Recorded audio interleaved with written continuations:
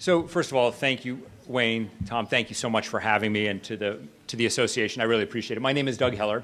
I'm the Director of Insurance for Consumer Federation of America. We've been around for almost 60 years doing consumer protection work, education, research, and advocacy around all sorts of pocketbook issues, including insurance issues. I've also, for almost a decade, worked with Michigan's own consumer protection group, CPAN, and I've had the great honor of working with the association and CPAN, doing town halls, legislative meetings, and media work about the Michigan auto insurance market. So for the past 10 years, I've been studying it pretty closely.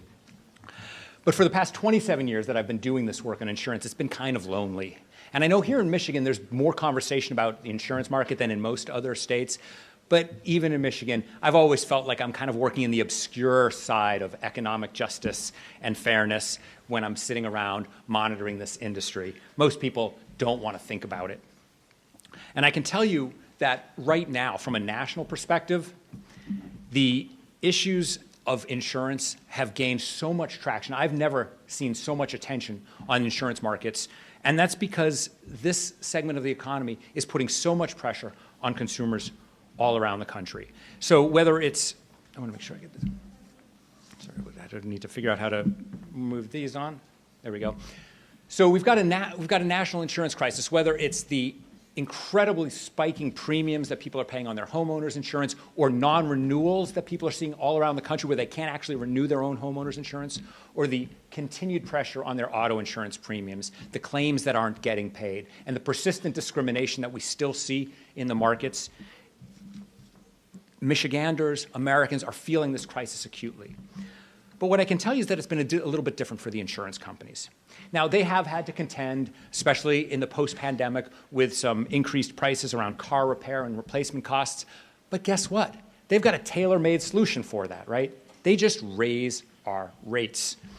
And if you look at the insurance market over the past several years, you know, they had made these promises with the 2019 law, the Public Acts 21 and 22, that rates would come down, there'd be more choice in the market, consumers would be better off, and things would be much better. Well, what we've seen is it has been incredibly better for the insurance companies. You all know better than I know, it has not been good for drivers, for crash survivors.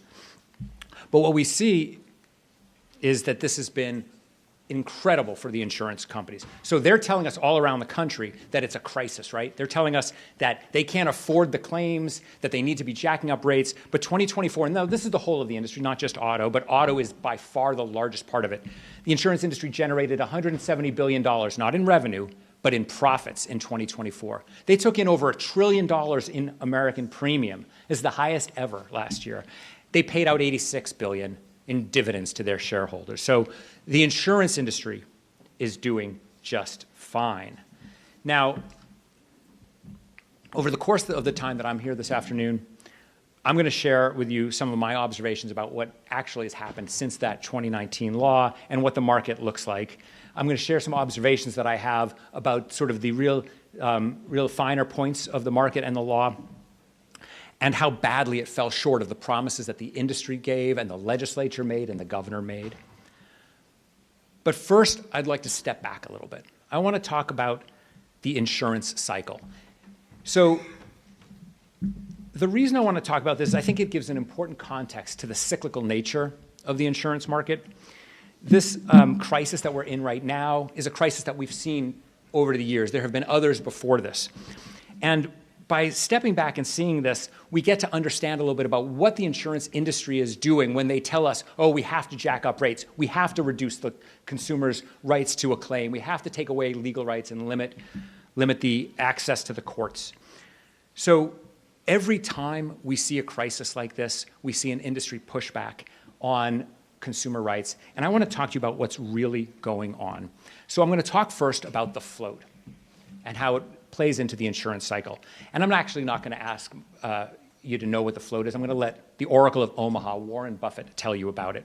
So as you may know, at Berkshire Hathaway, Warren Buffett is one of the world's largest insurance investors. They own Geico and several other insurance companies. And this is how he explains the insurance industry. He says that the industry follows a financial model that is rare, very rare.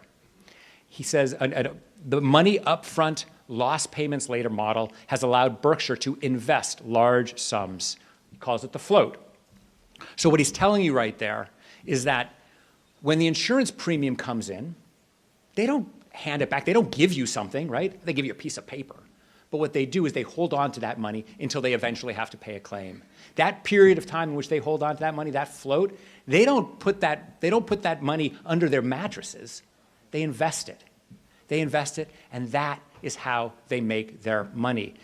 This industry, and then Buffett continues. This is, by the way, this is from his letter to shareholders from just a few months ago.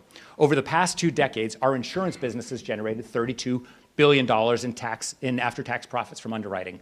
What does that mean? That means that just on the insurance transaction, forgetting this investment of the float, just selling insurance, paying claims, paying their staff, they've earned $32 billion in 20 years. So that's about $1.6 billion a year on average. He goes on to say, meanwhile, our float has grown to $171 billion, that money that they get to hold and invest. So if you think about that, if Warren Buffett and Berkshire Hathaway just make 5% return on their investment, and you know that Warren Buffett and Berkshire Hathaway make more than 5% on their investment, but just say it's a 5% return on that $171 billion, that means their annual income from the float is about $8.5 billion. So the average on the insurance side of the business, $1.6 billion. The float is like 5 times more money. Their business is not, he said, it's a very rare model. Their business is not insurance. Their business is getting people to give them money, and they invest it. The insurance is the side gig that gets that cash in the door. This is the way the insurance industry operates. So when they tell you they're losing money, what they're not telling you is they don't care. But Warren Buffett does. So this is from 20 years earlier. He talks every year in his letter about how much he loves the insurance business and how great it has been as a source of income for Berkshire. He says, when an insurer earns an underwriting profit, that means when they do that insurance transaction and they actually make money because they pay out less in claims and their administrative costs than they take in premiums. He says, by the way, that's only been half the time at Berkshire. So in 39 years, maybe in 19 or 20 of them did they actually make that kind of a profit. Half the time, they don't even make a profit. He doesn't care. He loves this business. But he says, when we actually make an underwriting profit, the float is better than free. So what does that mean? Go to a bank, right? You have $10,000 and you say to the bank, hey, I hear you have a good CD rate. I want to put my money in the bank, get a CD, and they're going to say, okay, you give us $10,000. We're going to give you 3% on that over the year. We'll pay you $300, and we'll give you your $10,000 back. In the meantime, we're going to invest it. Hopefully, we're going to make more than 3%, and we'll keep that. That's our profit. You get 3% plus your money back. We get whatever's left over. Well, what the insurance companies do, they say, you give us your money for your insurance premium. We'll invest it. We keep all of those winnings. We don't give you any of that back. And if we also make a profit on the insurance, it's like you're paying us to invest your money and not asking for it back. You give us $10,000, we'll give you $9,000 back. We keep the extra $1,000 profit plus any investment we make. And so that's better than free. So, and he kind of jokes about it. We are actually paid for holding other people's money, he laughs. Now, this is really important, especially for those who participate in the politics of these issues, because if you go to Lansing, what you'll hear the insurance companies say every time, we're not making an underwriting profit. We can't make money in this business. It's been terrible. That's why we have to raise rates, reduce rights, diminish coverage, slash. Whether you're working this in the Capitol or the courtroom, it's really important to understand that the insurance industry, as Warren Buffett says, in aggregate, the property casualty industry almost invariably operates at an underwriting loss. They lose money on this business because they don't care about that side of the business. They care about that float. Warren Buffett's sitting on $170 billion. He just wants to bring premium in. So that is a critically important thing to understand if you want to understand what the insurance industry is really looking to do. They're looking to hold on to the money before they pay the claim in order to keep that investment income flowing. Now, we've been in this crisis the last couple of years. Premiums have been going through the roof. You've been hearing about it from consumers, your clients. I'm sure it's been a real struggle. People are having trouble getting the insurance. But things have changed. After the pandemic, interest rates went down. Stock market had a tumble in 2022. In 2024, record high investment income. Now, this is a big headline from AM Best. This is one of the big companies that monitor the insurance industry and rate all the insurance companies. record high investment income. This is a headline story. Later I highlight, they make the point, as interest rates rose, returns increased, right? So the insurance industry, not that insurance part of their business, but the banking part of their business, the float, when interest rates rise, the returns increase. Okay, I tell you that because what I'm going to show you now is a graph of interest rates, the federal fund rate. This is what we've heard President Trump talking, we want to lower the interest rates, This is the trajectory of that for the last 60 or so years, okay? And you can see it goes up and down. The Fed increases rates, lowers rates, time to time. I've been studying the insurance crises in America and looking at over the past 50 years, there have been 4 or 5 crises like the one that we've just been facing with these high rates and non-renewals and difficulty getting coverage over the course of that time. And you're going to see something very similar for each and every one of them. So the first one was after the oil crisis in the 1970s. The first response was the Fed lowered interest rates. And right after they lowered interest rates, hey, the float's gone. Insurance companies declare a crisis. Rates go up. So some of you may know some of this history. This was the big medical malpractice crisis that led to, among other things, most famously, the California micro law, which was the caps on damages in California, right? The insurance industry had to explain these high rates. So they said, well, don't worry about our float. That's not the issue. Look at all these patients who are suing doctors. That's the problem. We need to change the laws around that. So there was that first one. After the high interest rates in the 80s, interest rates dropped dramatically, and suddenly there's another insurance crisis. There was tort reform law efforts in every single state in the country. And the federal government had to pass the Liability Risk Retention Act because nonprofit organizations, local communities could not find insurance. Insurance companies weren't selling. They weren't selling because the float was no good, so they didn't care, they didn't want the business. If they can't make money on the premium, well, that insurance part of the business where they lose most of the time isn't a great deal. So they constrict their market, and here we are in another cycle. They have to explain why rates are going up and people can't find insurance, so they point over here, they point over there. It's all about these big lawsuits that are happening. They're suing the state, they're suing the county, or suing the housing developer, so you have to take away consumer rights rather than look at our books, right? Next one, after 9/11, same thing, Fed dramatically lowers rates. We have another insurance crisis, same thing, higher rates, tight underwriting, tort reform are all around the country. And then most recently, after the pandemic, interest rates fall. Here's another crisis, we're all facing it. And now, as the AM Best said, well, interest rates are better, returns are getting better. Phew, we're all okay. But I want to point out there's also another one that you all will be familiar with, and it was after those long years of low interest rates after the financial crisis. And that's when the real push by the insurance industry came to scale back auto no fault and change the rules, right? So 2015, 2016, they'd had years of low interest rates, years of bad returns on their float. And so what do? They say, well, prices are high, consumers are really struggling, and the lawmakers say, what are we supposed to do? The insurance industry says, don't look at our float, don't look at our business model, look at consumers who are trying to get too much, trying to take us for all we're worth, blame them, go after them, change the law. So I just want to show you just briefly 2022 data from MCCA. Now, you don't have to read this. I don't know if you can see it on there. But this is just to show you how much this can impact the market, and the investments can impact the book. So MCCA tells you all, well, we can't pay the claims, you can't afford the claims, all this.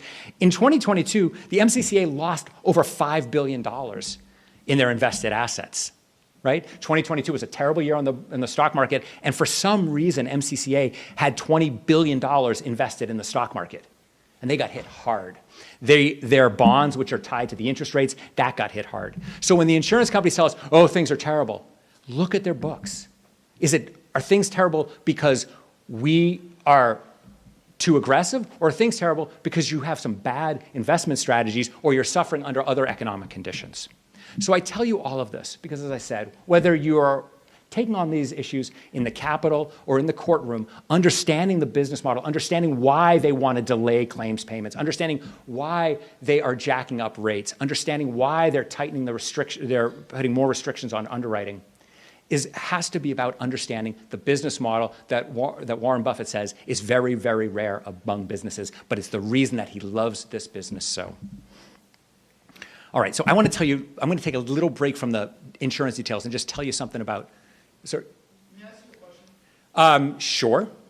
We're going to do a quick one because we got to, and then we'll come back afterwards, but yeah. Everything you're saying makes sense. You're preaching to the choir in this room. My question is, why has it been such a massive failure trying to get that messaging out to the public, even to friendly lawmakers? And has there been any study of personal auto line insurers since Jane Ingalls in Michigan to show just how profitable they are in the state? Good. I'm glad you asked. We'll talk about it. Let's just say I'm going to talk about some of that over the course. Yeah. So the question is, y'all know this stuff already, and we have had trouble communicating this message. And in fact, we haven't been able to really demonstrate how incredibly profitable the industry has been, nevertheless. So it's a good lead into what I was going to tell about, which is one of the things that I've had the opportunity to do around the country is work with consumer protection groups. I mentioned CPAN, which is here in the back of the room, that I work with here in Michigan. Over the last couple of years, I've been working with Real Reform Louisiana, which is another consumer protection group like CPAN. And what's important is that they are very close partners with the Louisiana Association for Justice. This year, I was in Texas with Texas Watch. These are all members of Consumer Federation of America, so we work with consumer group members. And Texas Watch and their partners at the Texas Trial Lawyers Association, they brought me in and we talked to the legislature exactly about this stuff, and we were able to push back and fight off in efforts to take away consumer legal rights in Texas. I was just in South Carolina with our organization, which is very close partners with the South Carolina Association of Justice. And again, we're working to change the conversation. Now, South Carolina is a difficult legislature. They've got a lot of industry influence, but I feel that we've been able to change the discussion by coming to terms with this industry model. And here in Michigan, the Association for Justice has been partners with CPAN for a long time, and I just want to applaud you because I think that this is to that question. It is that partnership between the Association of Justice, who fight for clients every day, and the consumer organizations that fight for consumers in the Capitol and in the media. That's the only way we're going to take this on. But you're absolutely right. We have not won enough. It means we have to fight harder. And so all I want to do is, on this part, and I'm going to get into the details of the Michigan market and some of these other questions. I just want to applaud you for staying in the fight and staying in the partnership with the organizations. And I urge you, through your membership with the other associations, to continue to urge these partnerships, because only when we have the consumer protection groups and the consumer protection attorneys working together can we take on that David and Goliath fight. I just think it's the only way to do it. So let me now dive into some of the things that really make me angry. And I'm going to be mindful of your time, but I want to talk about how this all began in 2019 with what I call, or before 2019, what I call the ruse, and how bad data from the insurance industry was used to justify bad reform. So you'll remember it back in 2017. It began before that, but you'll remember it was all these news stories: aggressive lawyers, runaway medical bills, $10,000 massage therapy. You remember these stories. Auto insurance costs out of control. And the insurance companies went to Lansing with all the data to show it. They were saying, look at how much we have to pay in claims. Look at our losses. We have to change the rules. Otherwise, we're not going to be able to operate in this market. So I went back and looked at data. There's this great tool called Schedule P that every insurance company has to file with the National Association of Insurance Commissioners. Nobody looks at it. It's on page like 1,000 of their annual report. Maybe not 1,000, but it's way deep down in the back of their annual statements. But what the actuaries from the Casualty Actuarial Society say is, if an insurer sets adequate reserves, meaning they estimate their losses correctly, Schedule P, which shows their losses over time, should not show either upward or downward development. Kind of technical language, but I'm going to explain it in a moment. What it means is, what Schedule P does, it says insurance companies have to tell us, what do you estimate were all of your losses for this year? And then for the next 10 years, you have to go back and revise those estimates. And this all makes sense in a way. I have somebody who has a terrible crash, and you think, well, this is going to cost $1 million. But then you get some more information next year and say, oh, maybe it's up a little bit, maybe it's down a little bit. So things vary. But what they say is you should be pretty close. And the insurance industry has more data than any other industry in the world. They can get this stuff right? So what you want is they develop these triangles that show development over time, and you don't have to worry about what's on the numbers. I put this blue triangle on there to show you. This was the MCCA starting in 2015. And at the far left on the second line, this is what they estimated for their insurance losses for that year. This is in millions. So they estimated they had $4.5 billion in losses. So and this reflects what the industry was doing as a whole. And of course, you all know who controls the MCCA. The insurance companies, they're the board, they are the directors, they make all the decisions. So the MCCA, like all the industry, said huge losses this year. They went to the lawmakers and said, look, we got $4.5 billion in losses. It's not going to work. It's not operational. And each year they have, as you go down the triangle, the new year's losses. But what's behind the triangle is the revision of their estimates. And don't worry, again, I've got one more slide. I'm going to do the calculation for you.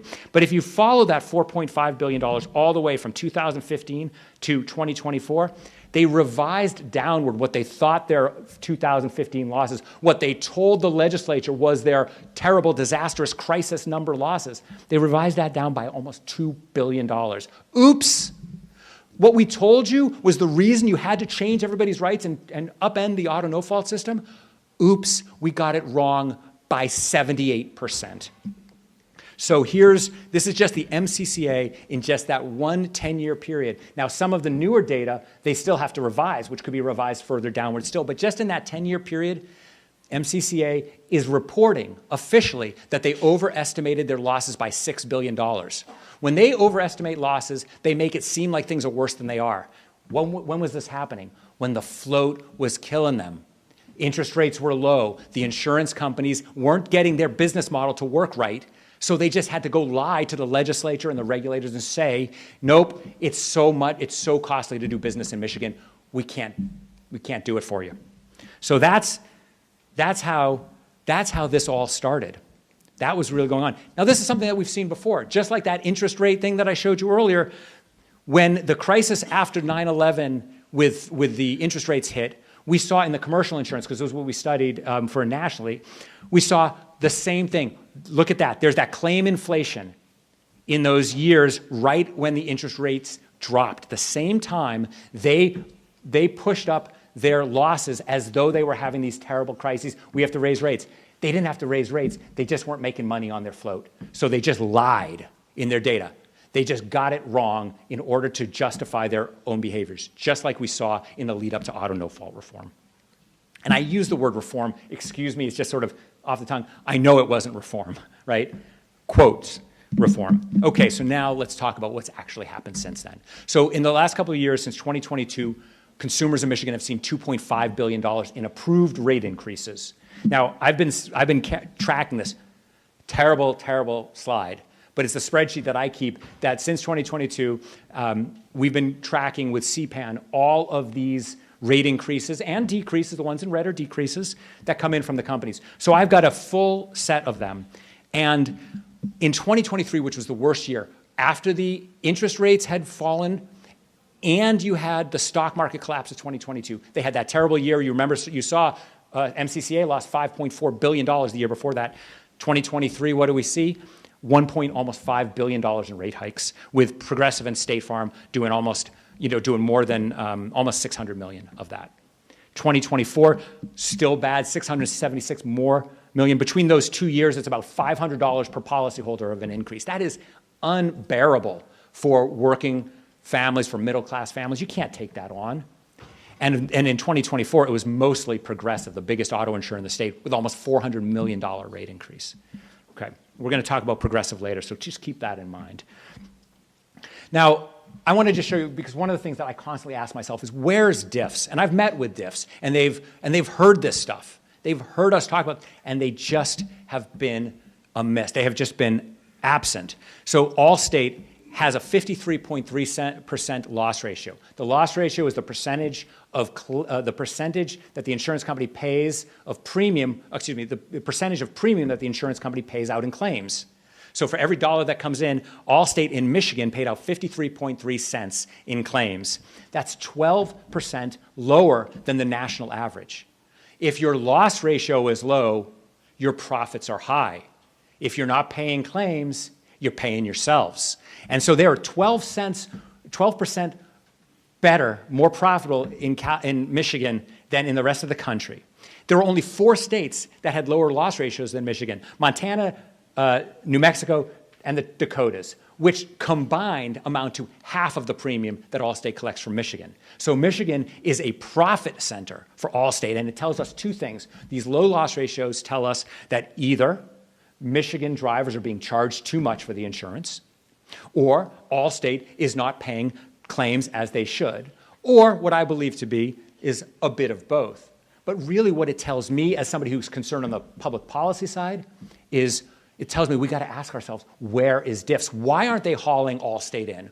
Why aren't the regulators and why aren't the legislators demanding that the companies open up their books and demonstrate why they should be paying Michiganders 12 cents less of every premium dollar back in terms of claims? You should be asking that. Why aren't you paying the claims that you owe when you're paying them in these other states? All around the country, you're paying more. And the answer to that question?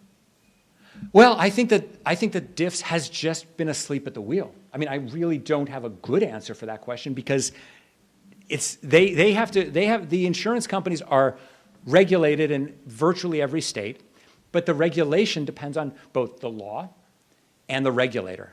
And for reasons I cannot explain, because I've been before diffs several times, I cannot explain, they have not been up to the task. And it tells me, it comes from the top. The governor appoints the commissioner, and I can't explain it. But it upsets me every time because they're letting us down. They're letting the consumers of Michigan down. Certainly the case.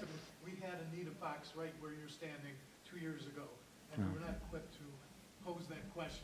I've posed it to her staff time and again, and sometimes they tell us they're understaffed. And I know that they just got their budget, so that was a big issue. Rate increases, and they're just a rubber. Well, they've outsourced some of the work, and they don't have. Look, the law could be better. The law could say that they have stronger requirements in terms of approving things before they go into market. So we could do better on the regulation. Legislature is not free of guilt here, let me assure you. But let me just explain very briefly. The Michigan market premiums went up in 2024. This is the whole of the market because this is from the National Association of Insurance Commissioners. They don't break it down by auto insurance versus others. But remember, auto is like 45% of the entire book of business of the insurers, maybe 40%. Premiums went up in 2024 by $2.5 billion, but their claims, their losses paid out only went up by $0.8 billion. So that means that they charge consumers 3 times more than the prior year, and they paid out in claims more relative to the year. So this again, where's DIF saying, hey, we're approving all these rate increases and your claims aren't going up the way you promised or that you said they were going to. And again, we just have to be pushing the regulators to do this. We have to ask the legislature to bring the regulator before the committees and answer these questions. Okay, so I'm going to now show you one last thing, and this is to the old Jay Engoff study, which I know that the association and CPAN knows from years back. What about profitability in Michigan? And it's hard because Michigan stands alone in having an asterisk. You can maybe see the asterisk right by private passenger auto liability. For some reason, and this is another, where's diffs, where's the MCCA? They can't validate profits in Michigan liability insurance, which includes PIP. The regulators can't validate it because of what they describe as complexities in the arrangement between the insurers and MCCA. Now, that is bogus. I've been asking diffs about this. Get this thing fixed. But in any event, what it shows is if you look at 10 years of profits all around the country, which is the top line, auto insurance, private passenger, 4.1%, private passenger in Michigan, 5% return on net worth. Commercial auto, 2.5% return on net worth nationally, 5.3% in Michigan. It is a more profitable state here in Michigan than the country as a whole. They don't tell you that. They deny that. They take away people's rights because of their lies. But the data are there, right? The data are there. So I'm going to now switch because I think that it's not just at the big picture level that consumers have been cheated at this, having to pay more and more for less and less.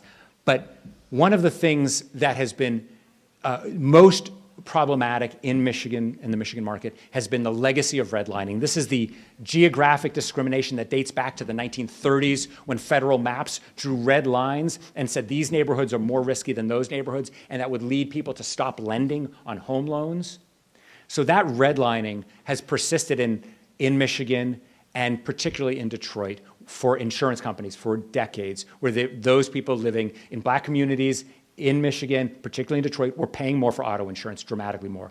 And in the legislation, because the industry needed to have some Democrats on board, they felt like they had to throw a bone to get them on board, to get some Democrats from Detroit on board. And so they said, okay, we're going to get rid of redlining. And they wrote it into the law right there in 2108, an insurer shall not engage in redlining, right? But it's a totally toothless section. They went on to say, and an insurer shall not have rates, then you can see in bold, in which the postal zone in which the insured resides is used. So that's the zip code. And zip code has historically been a marker, has been the way the red line was drawn. You punish people in certain zip codes and you benefit people in other zip codes, and is always tied to the race and ethnicity of those predominant in those zip codes. But the insurance industry had their hand in this bill too. So they have this notwithstanding provision. Notwithstanding everything else, insurance risk may be grouped by territory. Now that is the fingerprint of the insurance industry, because they said, okay, no zip codes and no redlining, but you can use territory. Now, if you wanted to do this right, you would have said no zip codes and nothing smaller than zip codes, right? You want to group people. Insurance is about pooling, right? You want to pool people together. So maybe at the county level, you could do some geographic rating, maybe even bigger. But no, they said you may be grouped by territory, just not zip codes. So what I'm going to do is, this is flipped on side. I hope it's not always. Okay, so I went and I looked at Citizens Insurance, one of the bigger insurers here. I looked at their rate filing, and it's an extremely long rate filing, but in it I have pulled out a zip code in Detroit, right next to Wayne State. And this zip code has a population of about 8,000 residents. It's about 3/4 black residents with a fairly low income. Now, historically, the insurance companies would just have written a rate that was based on that zip code. But they can't do that anymore under the new law. However, zip codes are also broken down by the U.S. Census Department into census tracts and census block groups, which are smaller and smaller. So if the zip code has 8,000, the census tract maybe has 2,000 per people. The block group has about 1,000. So I looked at 3 census tracts, or block groups right next to each other that Citizens uses for their pricing. The first 2, right next to Wayne State, are majority white and have higher incomes, but just a few blocks to the north and west of this census block group is an almost entirely black neighborhood with very low income. Okay, I go into their filing, and just to show you what it takes. This is page 1,800 of 18,000 pages, right? But I'm able to find the block groups for that neighborhood, and I've highlighted them here, and then I just put them on the map. So these are the 3 block groups in that. And I'm going to show you how it works. It's really important to understand the insurance companies are not supposed to do redlining anymore, and they can't use zip code. But they have these filings. Again, don't worry about what's in here. You can map each of those little census block groups to a price that's being charged in that for each of the lines of coverage. And so I use Ann Arbor, another university, near a university. I want to give you an example of how this works. So this is one of those block groups in Ann Arbor, and if you go down the PIP medical side, you can see 0.57. So what does that mean? It means the insurance company is going to multiply a standard rate that basically everybody would get. If you're a good driver, no matter where you live, it's going to be a certain rate. Let's just call it $100. But then if you live in this Ann Arbor block group, you multiply that by 0.57. So in Ann Arbor, they'd only pay $57 for the PIP. Again, not real numbers, but just so you understand it. So then we go, and here are our 3 Detroit census groups. Those 2 white ones paying higher rates, 3 times that $100, so $300 or $240. But then look at that, just a few blocks to the north, 97% black community. They're paying 6.58 times. Okay, so now what we can do is we can actually play out the costs. We can see what people actually pay. So this is the average what Citizens were paying. This was from 2023. Their premiums have gone up a little bit, but doesn't matter because the rating practices have stayed the same. I double checked. So your statewide average for PIP was $282. Over there in Ann Arbor, it's lower. Remember that 0.57. In that majority white part, right by Wayne State, it's higher in Detroit, $386. But when you apply that factor to just a few streets to the north and west in the same zip code where redlining is not allowed, the premium for PIP is $2,537. Okay? Now, uninsured motorist premium is even worse. So statewide, it's 85. Ann Arbor, it's only 66. Now, Detroit has much higher incidence of uninsured motorists because of these high prices. We know that, right? And so in that block right next to the university, $322, so substantially more because there are more uninsured motorists. But we are just a few streets away from that other neighborhood, and look at what they are charged for uninsured motorists, right? It's unbelievable. Nobody's buying that policy, of course. And that's the redlining without doing redlining. They're selling premiums, they're charging premiums that nobody can buy. So yeah, they're not redlining, we'll sell to anybody. But they're redlining because they won't sell at a price that anybody could afford. So here's the thing about this one. This is the reason I show this one. I mean, aside from the reason that makes my blood boil, is it's one thing to say, well, Ann Arbor has fewer uninsured motorists, they're going to be charged less than Detroit. But we're talking about people who live 3 blocks from each other.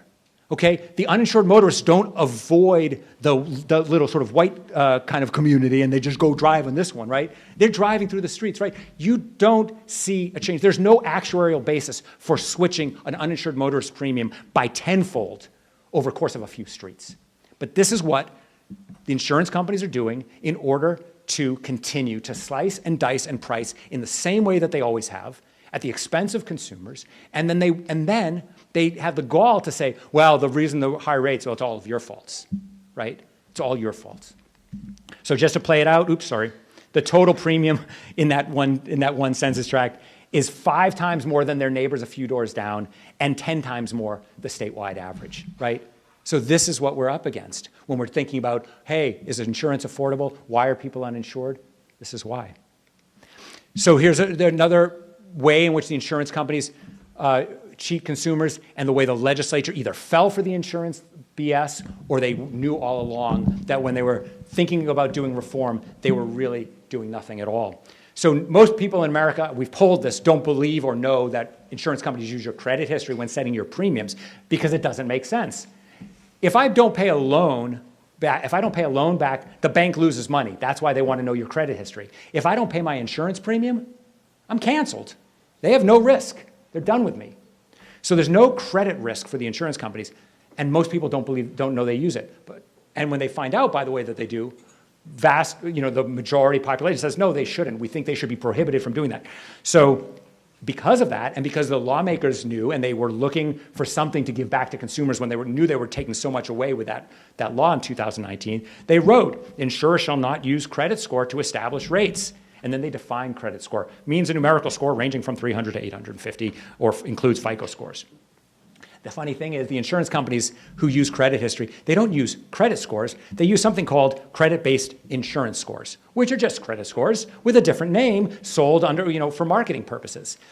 And the insurance companies, just like they had their finger on that other line about using territory, they knew what they were doing here. They said, sure, legislature, go ban credit score. We don't care. Well, I'm going to just show you what it looks like with a banning of credit scores. So this is MEMIC's filing from 2 years ago, in which they introduced the TransUnion Credit Vision Insurance Score. And they explain how this thing that's not a credit score is based on consumer credit information contained in our credit report.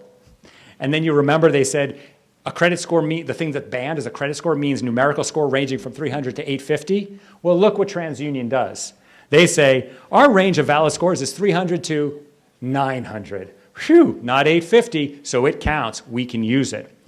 And what does that mean? It means that Michigan has the highest credit penalty in America. This data from MoneyGeek has been confirmed because we bought data for every zip code in Michigan and the rest of the country. Michigan has the highest credit score penalty for people with good records but low credit.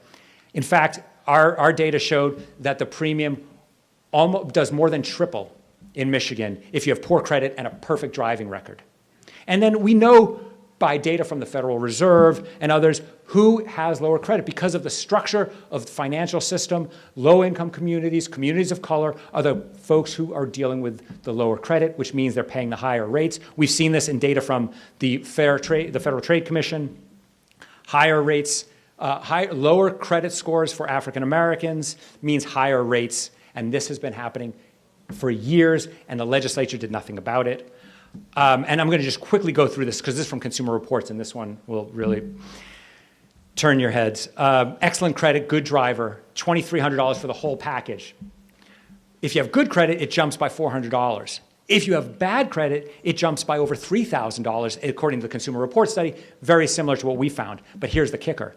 And these are all people with good driving records, but in Michigan, if you have excellent credit, but were convicted of drunk driving, you pay just about the same as a perfectly safe driver with nothing on their record who has low credit. That shows you what the insurance companies care about. They don't actually care about your risk. They care about who you are and what they might be able to sell to you. And if you got a drunk driving conviction, but you've got good credit, we'll take you. But if you have bad credit, you're going to pay. The insurance companies, I'm going to actually skip over because we're running out of time. There are a couple of other ways that the insurers have continued to cheat consumers, but I'm going to skip through this part and I can tell you about it. There's a penalty. If you lapsed your coverage, they're going to charge you 22% more. And the legislature thought they fixed this too because they put a ban on it, but the ban sunsetted it in 2022 and the companies started all over again. Also, and this one just very quickly, trust me, I'm not going to go through the whole of the data, but this is Progressive, what they charge on average their customers who buy unlimited PIP. That's the first circle, $360 a year for the unlimited PIP, not including what they pay to the MCCA.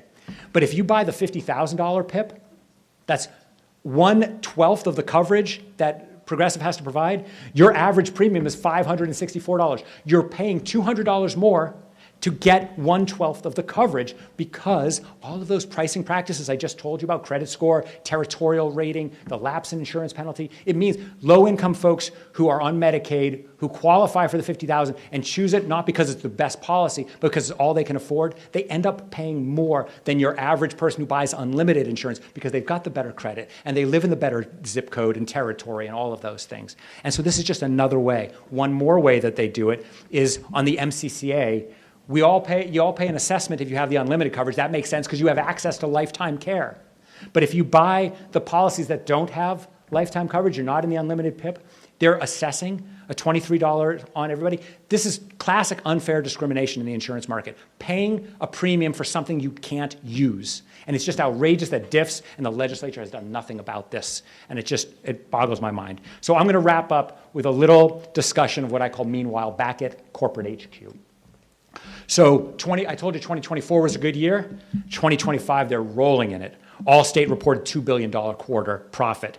Progressive, a $3 billion profit. That underwriting, remember Warren Buffett said we almost never make a profit? Underwriting the first half of the year, $11 billion in profit. They're making money, so that means money is cheaper than free. It's better than free because they get all that extra money on the float. I told you about MCCA. Remember how they changed on the triangle? They said, oh, we have huge losses, and then later on they fixed it. State Farm just found out. Huge losses that were announced, they've bolstered their surplus by freeing up billions. That means they've been moving those money on those triangles. So they were lying to us when they told us, we have a crisis here, we have to raise rates, we need to limit rights. And of course, the advertising, right? $12 billion this industry spends on advertising, $8 billion from just the 4 top companies, Progressive, State Farm, Allstate, and Geico. $8 billion. They tell us you only buy and you only pay for what you need, right? Who needs to be paying for flow, right? But every one of us has it built into our rates. And that could be changed. Legislature could go ahead and fix that, but that's what we're paying for.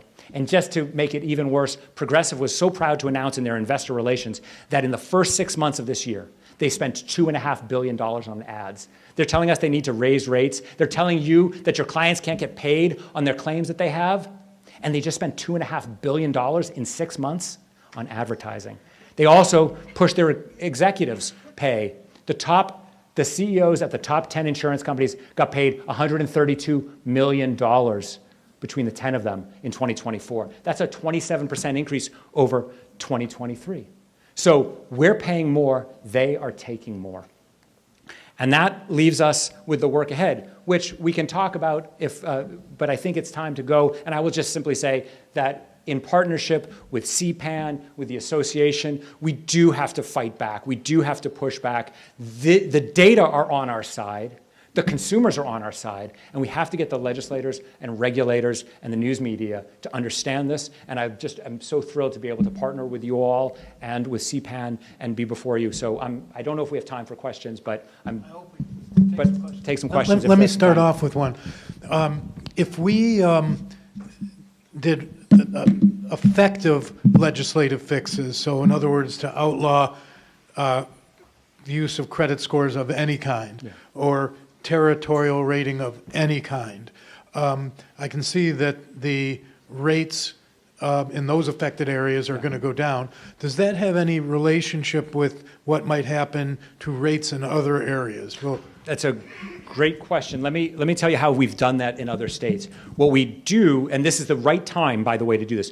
So if you push on a balloon, right, you push here, it's going to push out there. If you have your rates coming, the insurance companies need to make enough money to pay their claims. And they could charge everybody one rate, or they can do that slicing and dicing and pricing that I've shown you. And when they do that slicing and dicing unfairly, some people don't have access to the market, they get uninsured, and when the pool gets smaller, it gets more expensive. That's always the way it is. So first thing that happens is when you make pricing fairer, the total amount of money that comes in gets higher, actually, because more people get in the market. Michigan has something like the 4th highest rate of uninsured motorists. If you can push that down with fairer rates, that improves the market, so that's going to create savings. But it's not going to do enough to not be shifting. So remember, folks with really good credit, people living in the communities that get the best deals, they've been subsidized by low-income people. The drunk driver with good credit has been subsidized by a good driver with low credit. And so you're going to be taking away that subsidy. So people are going to feel that unless the regulator comes in and says, wait a second, Allstate, you had a 53.3% loss ratio. That's way too low. We need you to lower your rates. And so when in California, they changed the use of zip code and diminished the weight of that, the regulator said, all of you come in with your new zip code plans and prove to us that your rates are fair.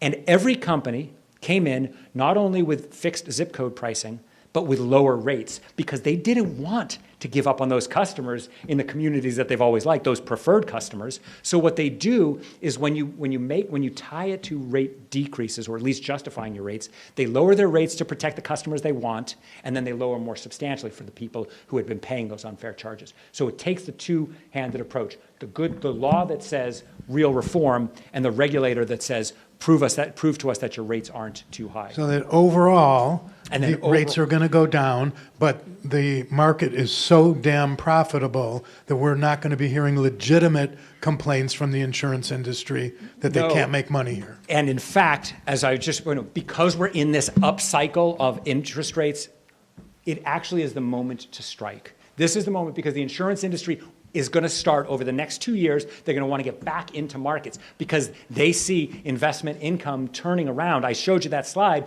best investment income in over a decade. So they want the business now. They're not going to fight. They're done with that fight. That was the 2021 through 2023 period. And so that's what we expect. So speaking of an insurance industry complaining, it seems to me that since COVID, we've been in an up market in terms of the float because of rates. We've also, anecdotally, to the point where I think it's probably fairly a trend, heard about ever-increasing verdicts in cases, owing in large part to great lawyering and maybe jurors getting beyond the propaganda of the Karl Rove era. Yeah. What are you hearing in terms of the industry trying to use the news of verdicts as a way to justify, oh, poor us? Yep. So I told you earlier, I was in Texas earlier this year and South Carolina just a few weeks ago, and it's all that. It's nuclear verdicts, social inflation. These are all PR terms that the insurance industry uses. So this is what the reason that I show that interesting is to show that. So they always do this. They did it in 1972, 1973. They did it in 1985 and 86. They did it in 2003, 2004. They always say that, and they talk about social inflation or nuclear verdicts or whatever they talk about, and then suddenly the interest rates crawl up again. They're in float, their investment returns, and they stop talking about it, as though juries kind of switched on a dime. Like for a while we hated corporations, and now we love them. That doesn't happen, right? So so part of what we have to do is we have to tell this true story, that this whole thing, that these, because your lawyers aren't good enough to beat our lawyers, come on, that's not what's really going on here. What's going on is there's an insurance cycle. It happens, every time there's a downswing in the interest rates. We expect, I really truly expect to be hearing less in 26 and 27. I expect to hear less about nuclear verdicts because the insurance industry is not going to be in for a fight. They're going to be in for premium dollars because they want to invest in. So we have to use the moment now and try to get these reforms while they're making money. That's what we have to do. Do we have any other questions? There's one Okay. over here. Question? Just repeat the question. Yeah.